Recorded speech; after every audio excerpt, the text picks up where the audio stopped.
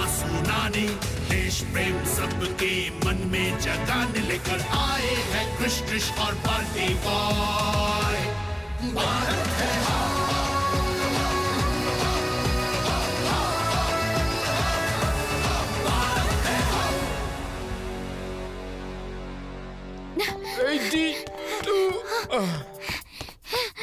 இன்னைக்கு எக்ஸசைஸ் கொஞ்சம் அதிகமா செய்யணும். நேத்து மட்டும் குலாப் ஜாமுன் சாப்பிடாம இருந்திருந்தா இன்னைக்கு இவ்வளவு வெயிட் ஏறி இருக்காது.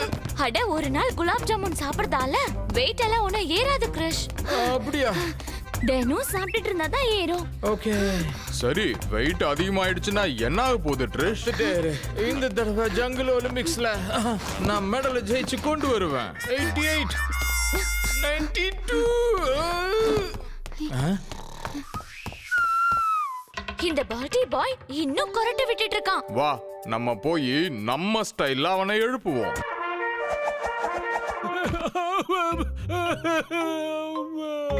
ஜங்கல் ஒலிம்பிக்ஸ்க்கு இன்னும் ஒரே ஒரு வாரம் தான் இருக்கு. ஆனா உன்னால மட்டும் எப்படி நிம்மதியா தூங்க முடியுது பால்டி பாய்? நான் என்ன உன்ன மாதிரி ஜங்கல் ஒலிம்பிக்ஸ்ல கலந்துக்க போறேன்னு உன்ன மாதிரி பிராக்டிஸ் பண்றதுக்கு இன்னி வரைக்கும் எங்க பரம்பரையில யாருமே ஸ்போர்ட்ஸ்ல கலந்துக்கல. There is always a first time Balti பாய். இப்படி எல்லாரும் உன்ன மாதிரி நினைச்சிருந்தாங்கன்னா நம்ம இந்தியாவுக்கு சுதந்திரம் கிடைச்சிருக்காது. மங்கள் பாண்டி முதல் தடவை சுற்றிருக்க மாட்டாரு. அப்புறம் 1857ல கலவரமும் ஏற்பட்டிருக்காது. மங்கள் பாண்டே இந்தியாவோட ஃபர்ஸ்ட் வார் ஆஃப் இண்டிபெண்டன்ஸோட ஃபர்ஸ்ட் ஹீரோ. அப்ப கதைய சொல்லு. Hey Sanskriti, story mode on.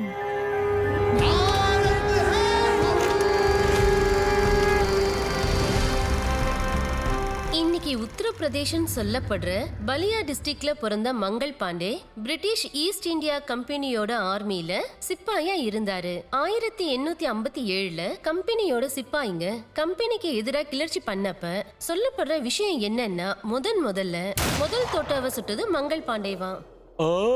இப்ப புரிஞ்சிடுச்சு. 1857 சண்டைய ஆங்கிலேயர்கள் சிப்பாய் கலகம்னு ஏன் சொன்னாங்கன்னு. ஏன்னா அவங்க ஆர்மியில அவங்களுக்கு எதிராவே இந்தியன் சிப்பாய்கள் துப்பாக்கி சூடு நடத்தினாங்க. ஆனா ஏன் அப்படி நடந்தது? இது தெரிஞ்சுக்க நாம போவோம் 19th செஞ்சுரியில இருந்த அவத்துக்கு, அதாவது இன்றைய உத்தரப்பிரதேஷ்க்கு. அப்ப 21 வயசான மங்கள் பாண்டேக்கு ஆங்கிலேயர் படையில புதுசா வேலை செய்ய வாய்ப்பு கிடைச்சது. அப்புறம் பிரிட்டிஷ் ஆபீசர் சாண்டர்ஸ் பரேட் கிரவுண்ட்ல பிரிட்டிஷ் ஈஸ்ட் இந்தியா கம்பெனி ராணுவத்துக்கிட்ட தன்னை அறிமுகப்படுத்திட்டு இருந்தாரு. New recruits step forward. நீங்கெல்லாம் இப்போ பிரிட்டிஷ் ஈஸ்ட் இந்தியா கம்பெனியோட சிப்பாய்கள். இந்த உலகத்தோட மிகப்பெரிய பலம் வாய்ந்த ஆர்மியோட சிப்பாய்கள். இது எந்த மாதிரி ஆர்மினா, இதோட பேரை கேட்டா இந்தியாக்குள்ள மட்டும் இல்ல, உலகம் பூரா இருக்கிற ரூலர்ஸும் நடுநடுங்குவாங்க. கம்பெனி உங்களை முழுமையா கேர் எடுத்து பாத்துப்பாங்க. அதுக்கு பதிலா நீங்க எல்லாரும் ஒரே ஒரு விஷயம் தான் செய்யணும், விசுவாசமா இருக்கணும். இப்படி சொல்லிட்டு சாண்டர்ஸ் அங்க இருந்து போயிட்டாரு. அவர் அங்க இருந்து போனதுக்கு அப்புறமா சிற்பாய்கள் தங்களுக்குள்ள பேசிக்கிட்டாங்க. அது மங்கள் பாண்டேவோட காதுக்கு போச்சு. சாண்டர்ஸ் சொன்ன விசுவாசத்தை பத்தி புதிலால் என்ன சொன்னார்னா, விசுவாசம் இல்ல, அடிமைத்தனம். எந்த அடிமைத்தனத்தை பத்தி பேசுற வத்திலால்? ஒவ்வொரு மாசமும் கம்பெனி உங்களுக்கு சம்பளம் கொடுக்குது. நாமெல்லாம் 20 வருஷமா சிப்பாய்களா இருக்கோம். கம்பெனிக்காக உயிரையே பணைய வச்சிருக்கோம். யாருக்காவது சம்பளம் உயர்ந்ததா? யார் ஆபீசர் ஆனாங்க? ஆபீசர்லாம் வெள்ளக்காரங்க மட்டும்தான் ஆவாங்க. வெளிப்படையா துரோகத்தை பத்தி பேசுறாங்க. ஏதாச்சும் பண்ணுங்க ஜமாதார் சார். போகட்டும் விடு பால்ட்டு. இதனால புதுசா சேர்ந்தவங்களுக்கு தப்பான அபிப்பிராயம் ஏற்படும் ஜமாதார் சார். இவங்க சொல்றத நீ பெருசா எடுத்துக்காத மங்கள். பிரிட்டிஷ் அரசாங்கத்துக்கு நீ விசுவாசமா இருந்தா சந்தோஷமா இருக்கலாம். சரிதானா ராம்சாய்? ரொம்ப சரியா சொன்ன பல்ட்டு. பிரிட்டிஷ் ஈஸ்ட் இந்தியா கம்பெனியோட ராணுவத்துல 2 விதமான குழுக்கள் பேசிக்கிட்டாங்க. ஒன்னு கம்பெனிக்கு எதிரா பேசினாங்க, இன்னொன்னு கம்பெனிக்கு சப்போர்ட்டிவா பேசினாங்க. இந்த 2 குழுக்கும் நடுவுல மாட்டிக்கிட்டாரு மங்கள் பாண்டே. இதான் உன்னுடைய முதல் டியூட்டி மங்கள். எப்படி இருக்கு?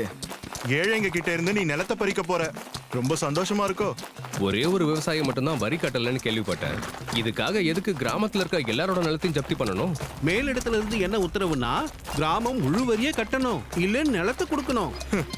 இந்த ஆங்கிலேயருக்குன்னு தனி நியாயம். கிராமத்துக்கு போனதுமே பிரிட்டிஷ் ராணுவம் கிராம ஜனங்களோட நிலத்தை ஜப்தி பண்ண ஆரம்பிச்சாங்க. எஜமானே, தயவு செஞ்சு எங்க நிலத்தை எல்லாம் பிடிக்கிடாதீங்க. யாராவது மறுத்தாங்கன்னா அவங்கள சுட்டுத்தலை சொல்லி பிரிட்டிஷ் ஆபீசர் சாண்டாஸ் ஆர்டர் கொடுத்தாரு. மங்கள் பாண்டேவும் தன்னோட மக்களுக்கு எதிரா துப்பாக்கி சுட ஆரம்பிச்சாரு. சிப்பாய்களே, இப்படிப்பட்ட சூழ்நிலையில அவதுல இருந்து ஒரு நாள் செய்தி வந்துச்சு. 24 பட்டாலியன் உங்க எல்லாரையும் பாரக்பூருக்கு டிரான்ஸ்ஃபர் பண்ணிருக்கேன். போறதுக்கு தயாரா இருங்க. எங்களுக்கு பயணப்படி எதுவும் கொடுப்பீங்களா சார்? எந்த ஒரு அலவன்ஸும் கிடைக்காது. பணம் இல்லாம நாங்க எப்படி பாரக்பூர் போறது? போகாது, வேலையை விட்டுரு. என்ன பேசுறாரு இவரு? இது அநியாயமாச்சே. மங்கள் பாண்டேவும் அவரோட நண்பர்களும் பாரக்பூருக்கு புறப்பட்டு போனாங்க. அலவன்ஸ் கொடுக்காததுனால அவங்களுக்கு போக்குவரத்துக்கான பணமும் இல்ல, சாப்பிட காசும் இல்ல. பசி சோர்வுனால அவங்க நிலைமை ரொம்ப மோசமாயிடுச்சு. இந்த ஆங்கிலேய அரசாங்கம் அவங்களோட சிப்பாய்களையே இப்படி நடத்தினாங்கன்னா அப்ப சாதாரண மக்களோட நிலைமை எப்படி இருக்கும்? போற வழியில கிராமத்து ஜனங்களோட நிலைமைய பார்த்து மங்கள் பாண்டேயோட இதயம் துடிக்க ஆரம்பிச்சது. அப்பதான் ஆங்கிலேயர்களோட கொடுமையை உணர ஆரம்பிச்சாரு. ஆங்கிலேயர்கள் வரி அதிகமா கேட்டதுனால விவசாயிகள் நெற்கதிருக்கு பதிலா கரும்பு விவசாயம் பண்ண ஆரம்பிச்சாங்க.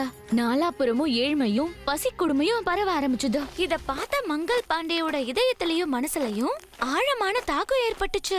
ஏழைகள் அப்புறம் அப்பாவி மக்களோட ரத்தத்தை உறிஞ்சு நினைக்கிற இந்த வெள்ளக்காரங்க கிட்ட எதுக்காக நான் சிப்பாயா வேலை பார்க்கணும்? நான் எதுக்காக இந்த பாவத்துல பங்கெடுத்துக்கணும்? ஒரு இந்தியனா இருந்துகிட்டு நான் ஏன் இன்னொரு இந்தியனை துப்பாக்கியால சுட்டுக் கொல்லணும்? வேலைங்கிற பேர்ல இவங்க நம்மள கொத்தடிமையா நடத்துறாங்க. சீக்கிரமா ஏதாவது செஞ்சே ஆகணும். கான்பூர்ல இருந்து பாரக்பூருக்கு போன பயணத்துல மங்கள் பாண்டேயோட யோசனை முழுமையா ஆங்கிலேயர்களுக்கு எதிரா மாறுச்சு. அப்புறம் பாரக்பூருக்கு போனதுக்கு அப்புறம் ஆங்கிலேயர்களுக்கு எதிரா செயல்படணும்னு முடிவு பண்ணாரு. வாங்க நண்பர்களே. ஆங்கிலேயர்களோட மத எதிர்ப்பு மற்றும் புதிய தோட்டாக்களை பத்தி கேள்விப்பட்டாங்க. பாரக்பூர் கண்டோன்மெண்ட்ல ராத்திரி இருட்டுல அவர் தன்னோட பிரிட்டிஷ் எதிர்ப்பு தோழர்களை முகமுடி போட்டுட்டு வர சொன்னாரு. ஆனா பிரிட்டிஷோட ஒரு விசுவாசமான சிற்பாயி ராம் சாஹே அவங்கள சில தோழர்களை பார்த்துட்டாரு, அடையாளமும் கண்டுபிடிச்சிட்டாரு. பகதூர் சிங், எதுக்காக இங்க எல்லாரையும் இங்க வர சொன்ன மங்கள்? புது தோட்டாக்களை பத்தி கேள்விப்பட்டியா? பசு மற்றும் பன்றியோட கொழுப்புல தயாரிக்கப்பட்டிருக்கு. தோட்டாக்களோட முடியை நம்ம பல்லால கடிக்க வேண்டியிருக்கும். இந்த பிரிட்டிஷ் கம்பெனி நம்ம மதத்தை வேணும்ட்டே அசுத்தப்படுத்துறாங்க. இந்த நிறுவனம் நம்ம சுயமரியாதைய நசுக்க நினைக்குது. இப்படிப்பட்ட முதலாளிகளுக்கு விசுவாசமா இருக்கிறத விட நம்ம சாகலாம்.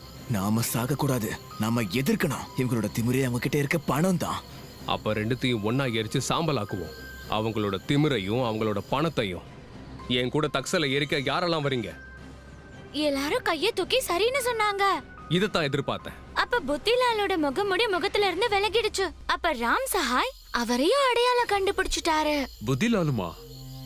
ராம் சஹாய் சொன்னதை கேட்டு பகதூர் சிங்கையும் புத்திலாலையும் கைது செஞ்சாங்க. மங்கள் பாண்டே அவங்கள கைது செய்யறத தடுக்க நினைச்சாரு. இரு மங்கள், நம்ம சிப்பாயிங்க மட்டும்தான், நம்மளால எதுவும் பண்ண முடியாது. அன்னைக்கு மங்கள் பாண்டேவால எதுவும் செய்ய முடியல. ஆனா அப்புறமா பெஹரம்பூர்ல இருந்து ஒரு செய்தி வந்துச்சு. பேராம்பூர்ல இருந்து பெரிய தகவல் வந்திருக்கு. 19வது பெட்டாலியன் புது தோட்டாக்களை தொட மாட்டோம், பயன்படுத்த மாட்டோம் சொல்லிருக்காங்க. இதத்தான் எதிர்பார்த்தேன். இதத்தான் தைரியம்னு சொல்லுவாங்க. நாளைக்கு நாமளும் முடியாதுன்னு சொல்லுவோம். எல்லா பெட்டாலியன்ஸும் ஒண்ணு சேர்ந்து கிளர்ச்சி பண்ணா கம்பெனிக்கு தோட்டாவை மாத்துறதை தவிர வேற வழியே இல்லை. ஆனா கம்பெனி மொத்த பெட்டாலியனையும் வேலையை விட்டு தூக்கிட்டாங்க. புத்திலாலும் பகதூரும் தூக்குல தொங்கி உயிரை விட்டுருக்காங்க. நாம நம்ம வேலையை பத்தி யோசிக்கணுமா? இப்படிப்பட்ட வேலையில இருக்கிறதுக்கு அவமானமா இருக்கு. இப்ப நம்ம ஆங்கிலேயர்களை தடுக்கலன்னா இவங்க நம்மள ரொம்ப அவமானப்படுத்துவாங்க. அப்புறம் நம்மளால தலை நிமிந்து கூட பார்க்க முடியாது. அவங்களுக்கு பாடம் கத்து கொடுக்க வேண்டிய நேரம் வந்துருச்சு. அப்புறம் மறுபடியும் மங்கள் பாண்டே கிளர்ச்சியை ஆரம்பிச்சாரு. எல்லாரும் வெளியே வாங்க. நான் சொல்றேன்ல, வெளியே வாங்க. மங்கள், நீ என்ன பண்ற? என்னோட கடமையை தான் நான் செய்ய போறேன். சிப்பாய் ஆகிறதுக்கு முன்னாடி நம்ம எல்லாம் விவசாயியா இருந்தோம். இப்ப நம்மளோட நிலம் எங்க போச்சு சொல்லுங்க? எல்லாம் கொள்ளையடிக்கிற அரசாங்கத்தோட பாக்கெட்ல இருக்கு. வரிங்கிற பேர்ல ஒவ்வொரு கிராமத்தையும் அபகரிச்சிருக்காங்க. நாலா பக்கமும் பசியால எல்லாரும் செத்துக்கிட்டு இருக்காங்க. அப்படி இருந்து இவங்க வயிறு நிறையல. இப்ப இவங்க மொத்தமா நம்ம மதத்தை அழிக்கணும்னு பாக்குறாங்க. நம்மோட சுயமரியாதைய மண்ணுக்குள்ள போட்டு புதைக்கணும்னு பாக்குறாங்க. கொழுப்பு நிறைஞ்ச தோட்டாவை யாரு சுவைக்க நினைக்கிறீங்க? அப்ப கிளர்ச்சி பண்ணலாம் வாங்க. இப்ப நம்ம பேசலன்னா அப்புறம் காலகாலத்துக்கும் நம்ம வம்சமே அடிமையா இருக்கணும். இவங்களை பார்த்து பயப்படுறத நிறுத்துங்க. கையில துப்பாக்கியை ஏந்துங்க. மங்கள், ஆபீசர் வராரு, திருப்பி வந்துரு. சிப்பாய்களே, கெட் பேக் இன்சைட். பிரிட்டிஷ் ஆபீசரோட ஆர்டரை கேட்டதுமே மங்கள் பாண்டேக்கு கோபம் வந்துருச்சு. அப்புறம் அந்த ஆபீசரை அவரு துப்பாக்கியாலேயே சுட்டாரு. மங்கள், வேண்டாம்.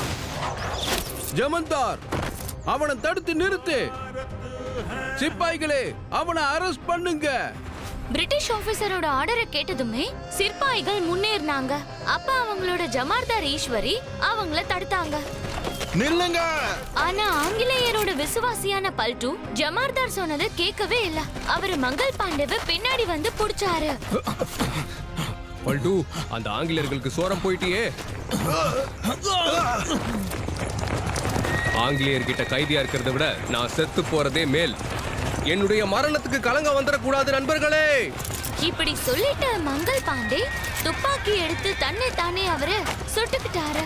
மங்கள் வேண்டாம், அவசரப்படாத மங்கள். ஆனா அதுக்குள்ள ரொம்ப தாமதம் ஆயிடுச்சு. மங்கள் பாண்டே தன்னை தானே சுட்டுக்கிட்டாரு. அந்த தோட்டாவால மங்கள் பாண்டேவோட உயிர் போல. அப்புறம் அவர் பொழைச்சிட்டாரு. அப்புறம் மங்கள் பாண்டேக்கு எதிராக கேஸ் நடத்தப்பட்டது. கம்பெனி அதிகாரிங்க பல கொடுமைகள் செஞ்சதுக்கு அப்புறம் கூட மங்கள் பாண்டே அவரோட நண்பர்களை கடைசி வரைக்கும் காட்டி கொடுக்கல. அப்புறம் மங்கள் பாண்டேவுக்கு ஏப்ரல் 8ஆம் தேதி 1857ல கிளர்ச்சி ஏற்படுத்தின குற்றத்துக்காக அவரை தூக்குல போட்டாங்க. மங்கள் பாண்டே ஏற்படுத்தின அந்த தீப்பொறி வட இந்தியா முழுக்க பெரும் தீயா பரவுச்சு. அப்புறம் இந்த கிளர்ச்சியா நாம இன்னைக்கும் இந்தியாவோட ஃபர்ஸ்ட் வார் ஆஃப் இண்டிபெண்டன்ஸ்ங்கற பேர்ல செலிப்ரேட் பண்ணிட்டு இருக்கோம். அட, திடீர்னு உனக்கு என்னாச்சு பால்டி பாய்? எதுக்கு இப்படி ஜாகிங் பண்ண ஆரம்பிச்சிட்ட நீ? நானும் ஜங்கல் ஒலிம்பிக்ஸ்ல பார்ட்டிசிபேட் பண்ண போறேன். எங்க பரம்பரையோட மங்கள் பாண்டேவா ஆக போறேன். அப்படியா? இதத்தான் உன்கிட்ட இருந்து எதிர்பார்த்தேன். பெருமையோட சொல்லுங்க. भारत है हम.